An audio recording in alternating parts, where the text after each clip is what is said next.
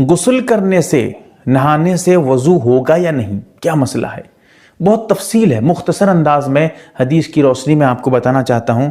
जैसा कि ये मसला आपको अगर आप हदीस देखना चाहें तो तिरमिज़ी शरीफ में और दिगर हदीस की मिशकात शरीफ वगैरह में भी कई रिवायतें मौजूद हैं। जवाब ज़रा मुख्तसर बताऊँगा। देखिए, वज़ू में 4 चीज़ें फ़र्ज़ हैं। नंबर 1 चेहरे का धोना, नंबर 2 हाथ का धोना, नंबर 3 हाथ का केहूनियों समेत चेहरा, मुकम्मल चेहरा, नंबर 3 सर का मसा, नंबर 4 पैर धोना। अगर इतना ही काम आप कर लेते हैं आपका वज़ू हो गया। आपने गुस्ल किया, अब गुस्ल में अगर आपने गुस्ल के दौरान, गुस्ल करते हुए, नहाते हुए जिस्म पे पानी डाल रहे हैं, जब जिस्म पे पानी डालते हैं पूरे अच्छे तरीके से नहाते हैं, सर पे भी पानी आपने डाल लिया। आप कहेंगे मसा करना फ़र्ज़ था, ये तो सर पे पानी डाल रहे हैं, मसा कहाँ कर रहे हैं? भाई मसा तो कम दर्जे का है। मिसाल समझिए, मिसाल के तौर पे 5 रुपया 10 रुपया, अगर आपको कहा जाता है आपके लिए 5 रुपये ज़रूरी है और आप उसकी जगह 10 रुपये दे देते हैं, क्या फिर से आपको कहा जाएगा भाई आपने 5 रुपये क्यों नहीं दिया?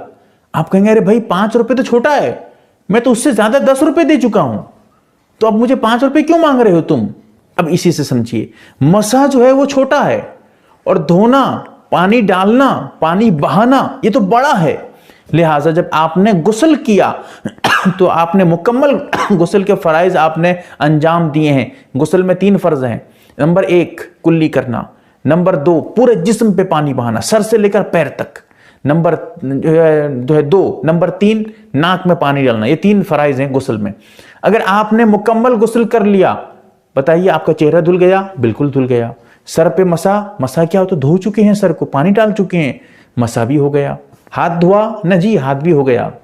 पैर धोआ? न जी, पैर भी धो लिया। आपका वज़ू हो गया। जब वज़ू हो गया गुस्ल में, बिल्कुल आप नमाज पढ़िए।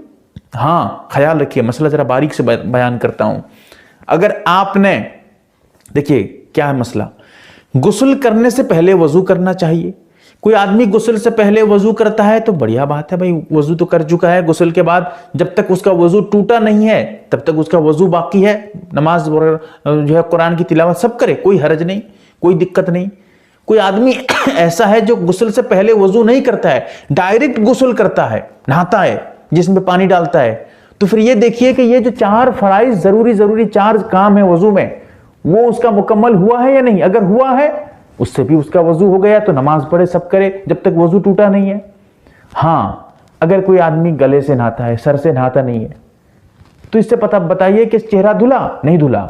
सर पे मसा हुआ? नहीं हुआ। लिहाजा उसका वज़ू भी नहीं होगा, गुस्ल भी नहीं होगा। गुस्ल के फ़राइज़ में से पूरे जिस्म पे पानी डालना था, गुस्ल भी नहीं होगा। गुस्ल भी नहीं हुआ तो वज़ू भी नहीं हुआ उसका।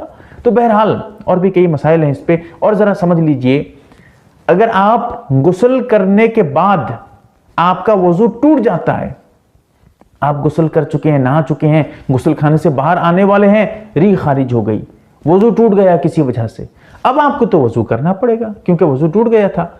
गुस्ल कर लेने से, नहा लेने से आपका वज़ू हो जाता है, क्योंकि गुस्ल में वज़ू के फ़राइज़ अंजाम दिए जा चुके हैं, इसीलिए आपका वज़ू हो गया। लिहाजा आप उस वज़ू से नमाज वगैरह सब करिए।